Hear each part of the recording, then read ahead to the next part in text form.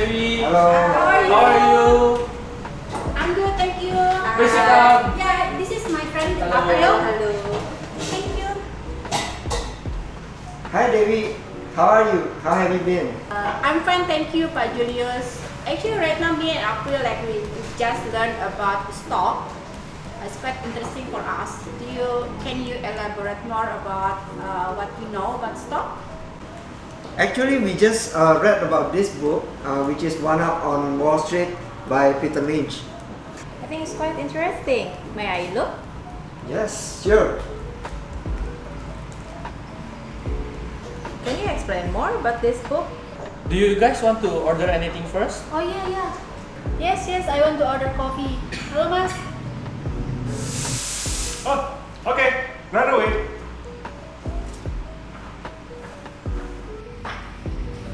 Hi, good morning. So my name is Kanda. I will be your server today. So ladies, what do you want to order? I want one cappuccino. Okay, one cappuccino. And For you? I think hot tea. Okay, one cappuccino and one hot tea, right? Right away. Thank you. Sorry. Can we go back to the topic? Can you explain about this book? Yes, sure. There are 6 types of stock characteristics, which is slow grower, stalwart, fast grower, cyclical, asset play, and turnaround. Let me explain. The 6 categories of stock investment.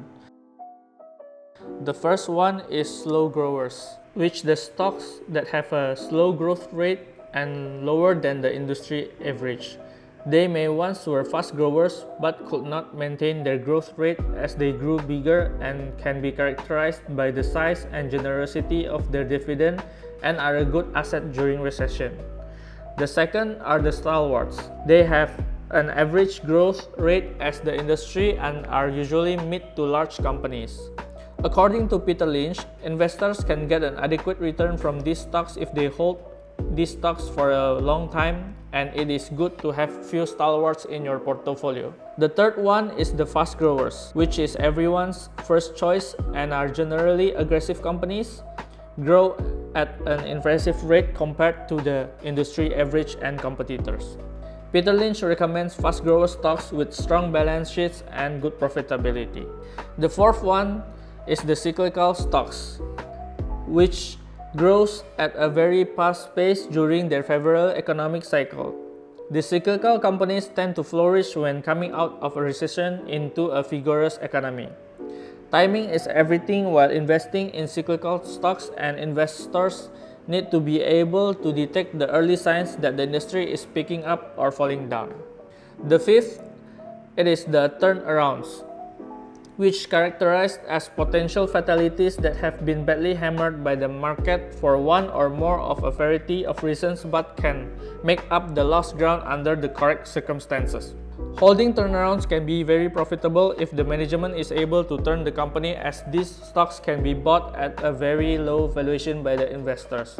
However, if the management fails to bring back the company on track, it can be very troublesome for the investors. The last one and the sixth one is asset play. These assets may be properties, equipment, or other real assets that the company is holding but which is not valued by the investors when there has been a general market downturn. The real value may be worth more than the market cap of the company. Many of the public sector units are key asset plays because of the real estate property they are holding. Peter Lynch suggests owning a few of these stocks in your portfolio as they are most likely to add a lot of value to your portfolio. However, the biggest significant factor while picking these stocks is to carefully estimate the right worth of the assets. If you are able to do it, you can pick up the valuable gems.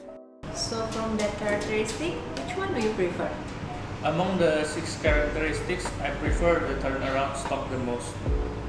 Why you choose that? Although it has a very high risk, but the upside potential is very high also. So you can earn a lot of money from that multi-bagger stock. Hi guys. Okay, so I'll bring you an order. This one is one hot cappuccino for you. Thank you. And the other is tea. So I overheard about the multi-bagger. So what are you guys discuss about? We're talking about this book. Do you know? Oh, really? Actually, I have that book too, you know. Like, see? Wow, I have read this book for 5 times. It's actually quite an interesting book for me. Oh really? Let's join us then. Oh, okay, sure. Thank you. So do you know what kind of stock that can multiply our money without using bagging effect? So, no need to use a babbing iPad. Let me tell you the 10 traits of the 10-bagger stock. 10-bagger stock has a series of traits that make it easier to be recognized. The first one is name of the share is dull or funny, for example like luck. The second one, did it something dull? The third one, did it something its shareholder disagree with? The fourth one, institution don't own it, analyze don't follow it. The fifth one, depressing industry. The sixth one is its industry isn't growing. The seventh, who've got a niche Warren Buffett does the same thing. The eighth one has recurring revenue. 9. Insider are buying shares. It means like the management, the CEO own the share and always want to buy. The 10th, the company is buying back its shares. That's are the 10-bagger stock. So that's all the 10-bagger traits based on this book. Oh really? Yeah. Sorry to interrupt. My name is Iri. Okay. Can I join your discussion, guys? Oh sure. Have a seat. Thank you. I'm stuck in some gocha currently. What do you think? There are 5 traits that we want to avoid in choosing the stock. 1.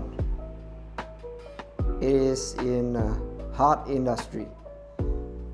Hard industry will attract crowd and will be difficult to make profit. 2.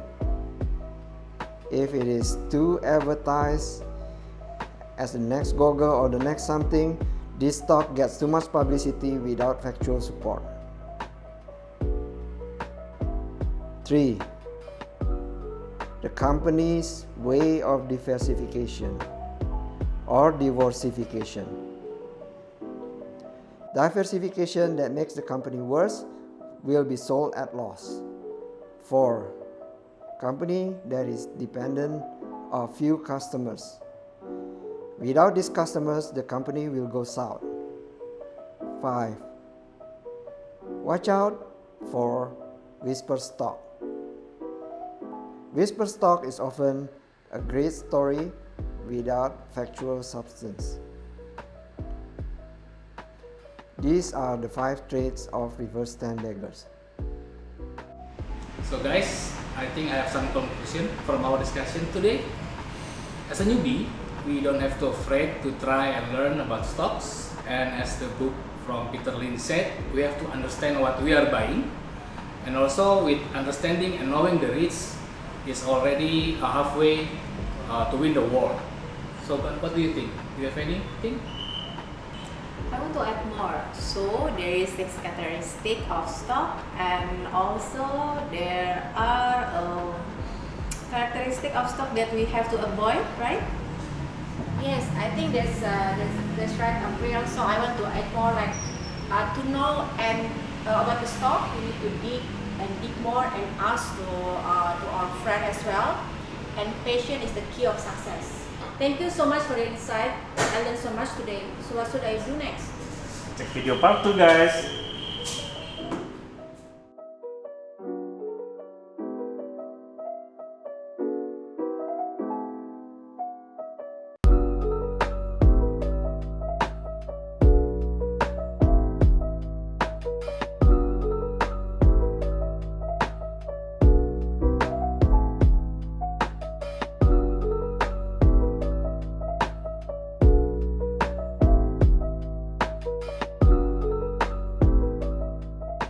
asset play is sorry. Yeah.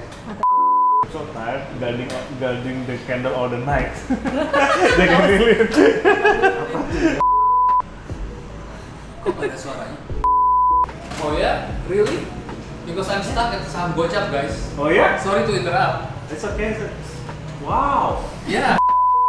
I'm stuck at saham gocap many years ago. Wow, that's sad. And I think the last time cut. So what should I shoot? Lock.